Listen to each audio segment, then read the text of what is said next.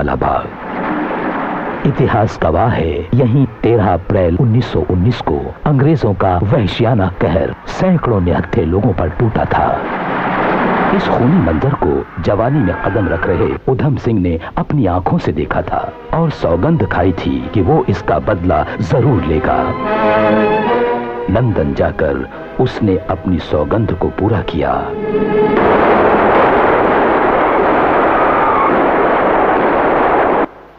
और बदले में पाया फांसी का फंदा। उन दिनों दूसरा विश्व युद्ध चल रहा था, इसलिए ये खबर भारत से छुपा कर रखी गई। आजादी के कई वर्षों बाद जुलाई 1974 उधम सिंह के अवशेष दिल्ली लाए गए। भारत की तत्कालीन प्रधानमंत्री श्रीमती इंदिरा गांधी और पूरे राष्ट्र ने उन्हें श्रद्धांजलि दी। दिल्ली से पंजाब लाते वक्त हजारों की तादाद में लोगों ने इस सिपाही के अंतिम दर्शन किए। शहीद तेरी मौत ही तेरे वतन की जिंदगी, तेरे लहू से जाग उठेगी इस चमन की जिंदगी। खिलेंगे फूल उस जगह पे तू जहां शहीद हो। ये है अमर शहीद उधम सिंह की याद में बना सुनाम उधम स्मारक। उधम सिंह का जन्म पंजाब के संगरूर जिले के सुनाम में 26 दिसंबर 1899 में हुआ। उधम सिंह का पुराना घर यहीं इस भारत गौरव का जन्म हुआ था। इनकी माता का नाम नारायण कौर था। पिता का नाम था टहल सिंह।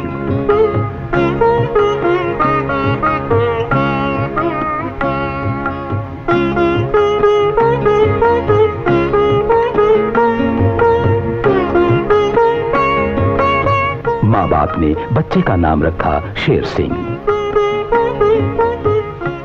इनके एक बड़े भाई भी थे जिनका नाम था साधु सिंह।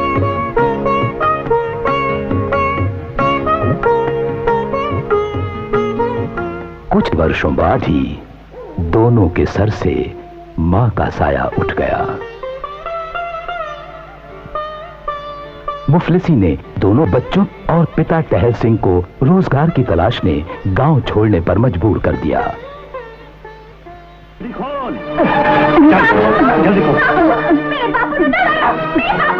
मार अपने बापू ने।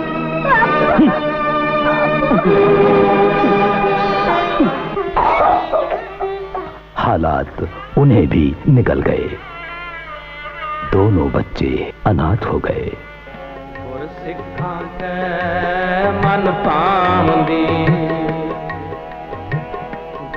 सेंट्रल खालसा अनाथालय अमृतसर।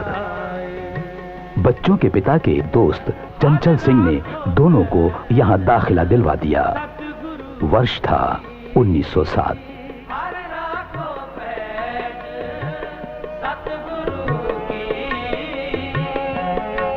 नित चढ़े सवाई, नित चढ़े सवाई, गुरसिखा के मन थामदी, गुर सतगुर की। यही दोनों भाइयों को अमृत छकाया गया और नाम दिए गए उधम सिंह और मुकुंद सिंह। यहाँ के वातावरण ने ही उधम सिंह ने सारे संस्कारों का बीजारोपण किया। उसने आत्म संयम और अनुशासन के तहत 5 का केश, कड़ा, कंघा, कच्छा और कृपाण के महत्व को समझा।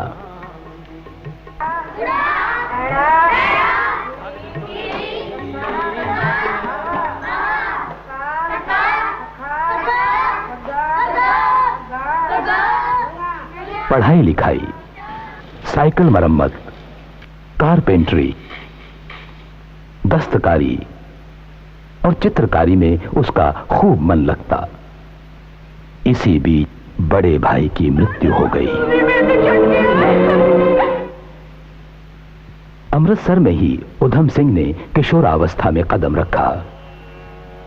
यहीं सिख गुरुओं की शिक्षाओं और बलिदानों को आत्मसात करके वो एक सच्चा इंसान बना।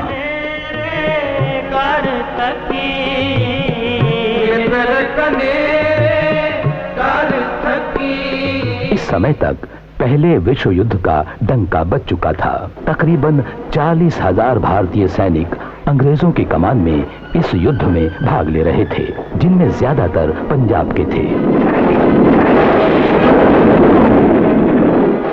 भारतीय नेताओं का मानना था कि इसके एवज में उन्हें मिलेगा स्वराज्य का तोहफा, पर मिला Rowlatt act.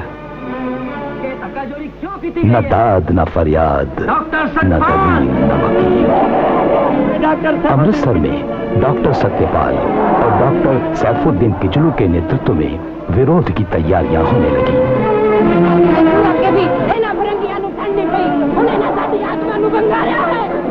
Sir miles Irving ने इसकी सूचना माइकल ओडवायर को भेज दी, जो उस समय लाहौर में पंजाब के डिप्टी गवर्नर जनरल थे। Yes, detention, deportation to Kitchlew and Satyapal to Dharmasala. Yes, yes. Miles, मेरा आदेश है कि किचलू और डॉक्टर सत्यपाल को धर्मशाला पहुंचा दो। उन्हें वहीं रोको। डर है कि कहीं गदर के आसार न बन जाएं। तुरंत कार्रवाई करो। गिरफ्तारी की खबर सुनकर स्थानीय जनता उनकी रिहाई के लिए सड़कों पर उतर आई। यकायक प्रदर्शन ने उग्र रूप ले लिया। पुलिस ने गोली चला दी। 30 लोग मारे गए, जिनमें एक महिला समेत 5 अंग्रेज भी शामिल थे। सरकारी दफ्तरों और बैंकों को तोड़ा फोड़ा जाने लगा। गांधी जी समेत सभी भारतीय नेताओं ने भी रॉलेट एक्ट को सिरे से नकार दिया। जगह जगह उसके विरोध में सभाएं होने लगीं। सर माइकल ओडवायर ने अमृतसर की बागडोर अत्यंत क्रोधी और निर्दयी अफसर जनरल रेनाल्ड डायर को सौंप दी। 13 अप्रैल 1919 की बैसाखी का त्योहार। हजारों की तादाद में लोग जलियांवाला बाग में इकट्ठे हुए। मकसद था डॉक्टर सत्यपाल और डॉक्टर किचलू की रिहाई की मांग करना। ठीक इसी समय उधम सिंह अपने साथियों के साथ लोगों को पानी पिला रहा था। बंदूक से हुकूमत नहीं चलेगी। जनरल डायर सेना की एक सशक्त टुकड़ी लेकर जलियांवाला बाग पहुंचा।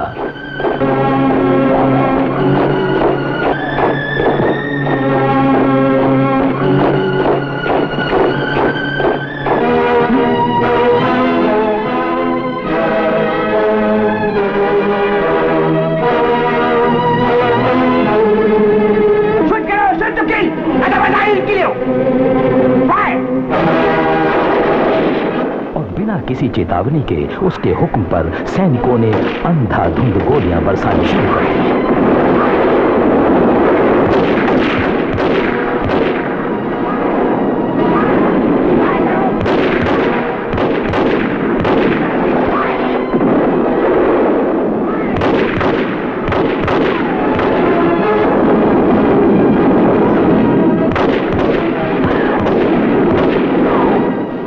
गोलियों की ये बाढ़ 15 मिनट तक चली और हजारों लोग मारे गए।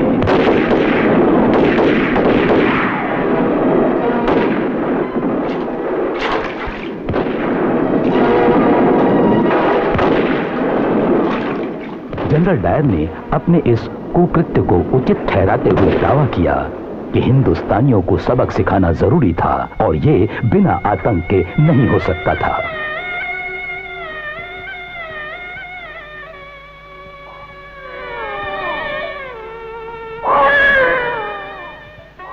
उधम सिंह की आत्मा कराह उठी।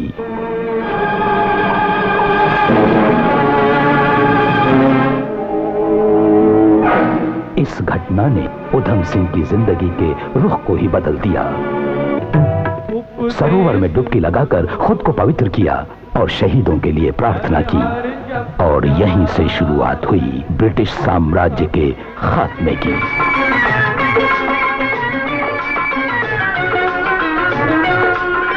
ये वो दौर था जब भगत सिंह, चंद्रशेखर, राजगुरु और सुखदेव जैसे कई क्रांतिकारियों ने अंग्रेज सरकार की नाक में दम कर रखा था।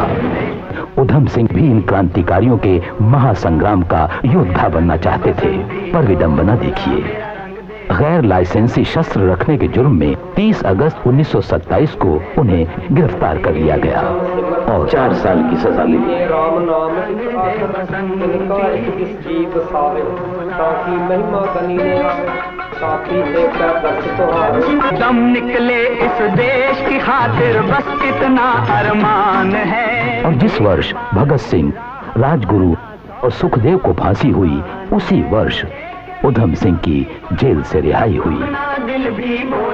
3 वर्ष तक उधम सिंह पंजाब की क्रांतिकारी गतिविधियों में सक्रिय रहे। भगत सिंह के भांजे प्रोफेसर जगमोहन सिंह कहते हैं, उधम सिंह शहीद भगत सिंह तो हमेशा प्रेरणा लेते रहे। उधम सिंह अपनी जेब में भगत सिंह की तस्वीर रखते थे, जो कि उनके गहरे दोस्ताने का प्रतीक था। सरदार उधम सिंह अंग्रेजी भाषा के मर्मज्ञ थे। किताबें पढ़कर ही उन्होंने रूस और अमेरिकी क्रांति के बारे में जाना कि कैसे लोगों ने राजतंत्रों को उखाड़ फेंका था। कैलिफोर्निया के विदेशी भारतीयों द्वारा स्थापित गदर पार्टी के भी वे सदस्य थे। उन्होंने पासपोर्ट कैसे हासिल किया, ये भी मिस्ट्री है। ब्रिटिश पुलिस की खुफिया रिपोर्टों के अनुसार उधम सिंह कश्मीर के रास्ते ऑस्ट्रिया, इटली, स्विट्जरलैंड और फ्रांस होते हुए अंततः 1934 में लंदन पहुंचे।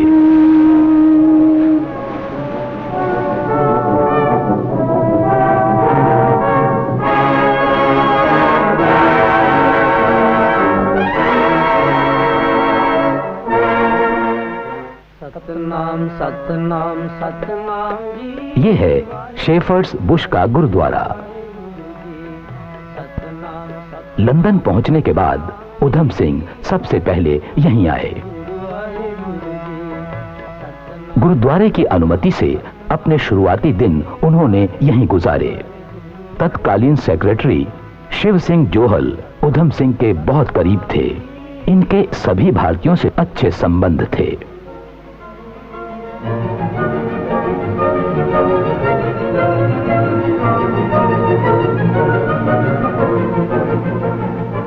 उधम सिंह ने लंदन में कई जगहों पर काम किया, जिसमें एक रेस्टोरेंट भी शामिल था।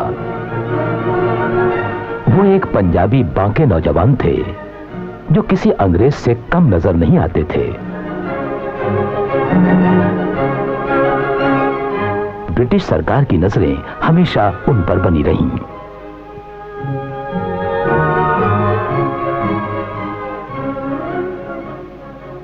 उधम सिंह ने एक पुरानी मोटरसाइकिल खरीदकर रिपेयर कर ली, जिससे उनके स्वच्छंद आवागमन की समस्या हल हो गई। उन्होंने केशों का भी त्याग कर दिया और पगड़ी पहनना भी बंद कर दी। लेकिन हाथ के कड़े और कृपाण को नहीं त्यागा। Hi, come on, show me around your country. इस बदले हुए वेश में उधम सिंह ने अपने जीवन यापन के लिए कई तरह के रास्ते अपनाए। एक फिल्म में तो उन्होंने एक सह कलाकार के रूप में काम भी किया। वे कभी भी अपना राज किसी पर जाहिर नहीं करते थे और न ही अपने मकसद के बारे में किसी को पता लगने देते थे।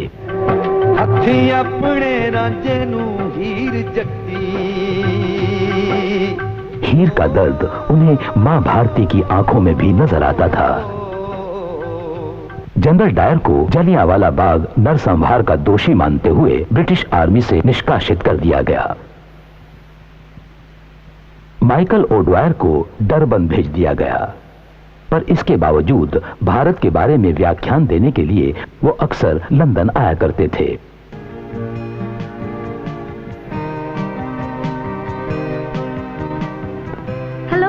हेलो।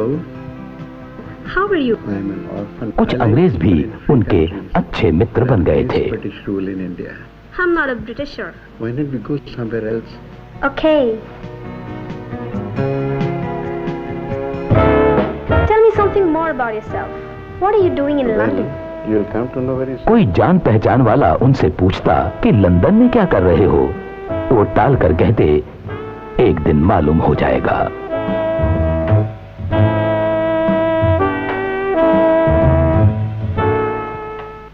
सतनाम सतनाम सतनाम जी वाहेगुरु। सालों बाद उधम सिंह अपने एक पुराने मित्र से मिलने गए। भाजी मैं उधम। आओ जी आया नू। सत श्री अकाल भाजी। सत श्री अकाल जी, बैठो। कहाँ रहे अब तक? कभी शिप में काम किया, कभी फैक्ट्री में, जहां भी जैसा भी काम मिला करता रहा। असली काम कब करोगे?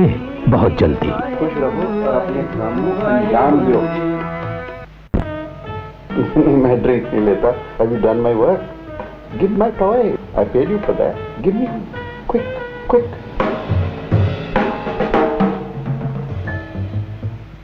लंबे इंतजार के बाद आखिर वो दिन आ ही गया जब लंदन के कैक्सटन हॉल में ईस्ट इंडिया एसोसिएशन और रॉयल सेंट्रल एशियन सोसाइटी की एक संयुक्त बैठक का आयोजन हुआ, जिसमें माइकल ओडवायर भी थे।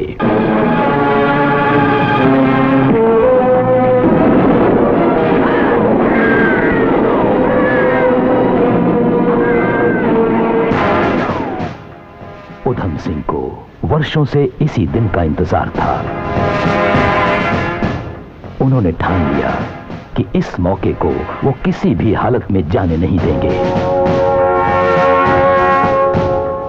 उन्होंने वाहेगुरु से प्रार्थना की, हे वाहेगुरु, जब तक मैं अपना मिशन पूरा न कर लूं, मुझ में कोई कमजोरी ना आने देना।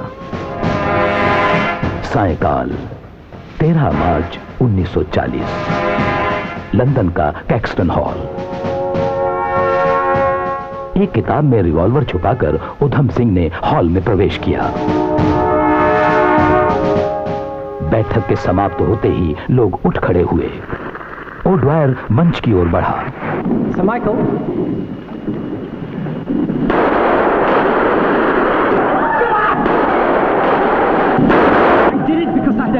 सर माइकल ओडवायर को मारकर उधम सिंह ने अपनी सौगंध पूरी की। आम आदमी की नजर में उधम सिंह रातों रात महानायक बन गए। 6 जून 1940 से 31 जुलाई 1940 तक उन्हें पेंटोनविले जेल में रखा गया और उन पर मुकदमा चलाया गया। मुकदमे के दौरान उन्हें किसी से मिलने नहीं दिया जाता था। जेल में उन पर कई पाबंदियां लगा दी गईं। यहां तक कि शाकाहारी होने के बावजूद उन्हें मांस खाने पर मजबूर किया गया। उन्होंने भूख हड़ताल भी की। जेल से अपने एक मित्र को पत्र लिखते हुए उन्होंने कहा था, मुझे अपने किए पर अफसोस नहीं है। मैं देश का सिपाही हूं, मरने से नहीं डरता।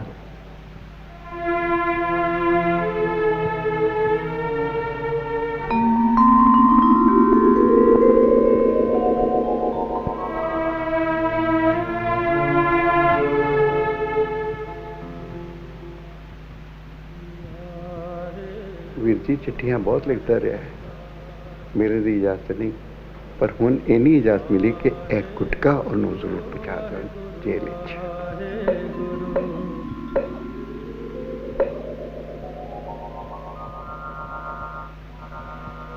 अदालत में दलील देते हुए उधम सिंह ने ब्रिटेन की न्याय व्यवस्था को ललकारा।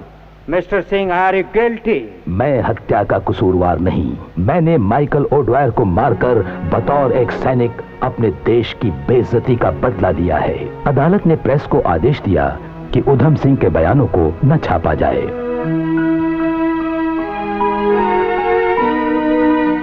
इकतीस जुलाई 1940 को पेंटोनविले जेल में उधम सिंह को फांसी पर लटका दिया गया। वाहेगुरु।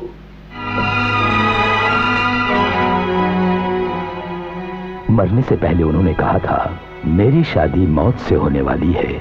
मेरे गुरु और मेरे दोस्त भगत सिंह को शहीद हुए 10 साल हो गए हैं। मरने के बाद मैं उन्हें वहीं मिलूंगा, ऊपर, जहां वो मेरा इंतजार कर रहे हैं। गुलाम भारत में क्रांति की एक और चिंगारी को बुझा दिया गया। लेकिन आजाद भारत ने इस चिंगारी को सितारा बना दिया। उधम सिंह उर्फ राम मोहम्मद सिंह आजाद स्मारक भारत के 3 प्रमुख धर्मों हिंदुत्व, इस्लाम और सिखिज्म की एकता का समन्वय। सुनाम में उधम सिंह का घर अब एक म्यूजियम में तब्दील कर दिया गया है। क्योंकि शहीद सब दे सांझे हुंदे हन, कंबोज आर्गेनाइजेशन ऑफ इंडिया ਵੱਲੋਂ हर हीला किया जा रहा है कि शहीद उधम सिंह दे सोच नूं घर घर पहुंचाया जावे। उधम सिंह कंबोजों की वीर जाति से संबद्ध थे। आज विश्व भर के कंबोज भारत माता के इस पुत्र पर गर्व करते हैं। 29 जुलाई ਨੂੰ शहीद उधम सिंह ਦਾ आदमकद बुੱਤ जो कि कांसी ਦਾ ਬਣਿਆ ਹੋਇਆ है सुनाम विखे लगाया गया है।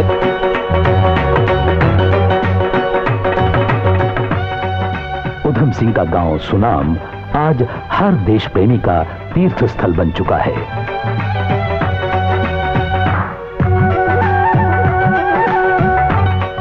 उन्नीस में भारत सरकार द्वारा जारी उनके नाम का टिकट उनकी देशभक्ति पर मुहर लगाता है। 60वीं बरसी मनाउण लई इत्थे एकत्र होए आ। इस तरह के समागम भारत के पिंड-पिंड विच होने चाहिए ने। उनकी जन्मतिथि और पुण्यतिथि हर वर्ष मनाई जाती है। ये हैं श्रृंगारा सिंह, जलियांवाला बाग के एकमात्र जीवित चश्मदीद गवाह। उनके पोते बलराज सिंह अपने दादा के बारे में बताते हुए कहते हैं, 1919 की गोली चली, इन्हां दे बाद गोली लगी। राष्ट्रपति डॉक्टर अब्दुल कलाम जी ने बापू श्रृंगारा सिंह ਨੂੰ सम्मानित किया। श्रृंगारा सिंह का भरा पूरा परिवार है। आज फिर बैसाखी है, कनक की फसल कटने को तैयार है। स्वर्ण मंदिर में मत्था टेकने वालों का हुजूम है। आज ही के दिन गुरु गोविंद सिंह ने जुल्म और सितम से टक्कर लेने के लिए खालसा का निर्माण किया था। जलते भी गए, कहते भी गए। आज ही के दिन जलियांवाला बाग में गुमनाम शहीदों के नाम पर शहीदी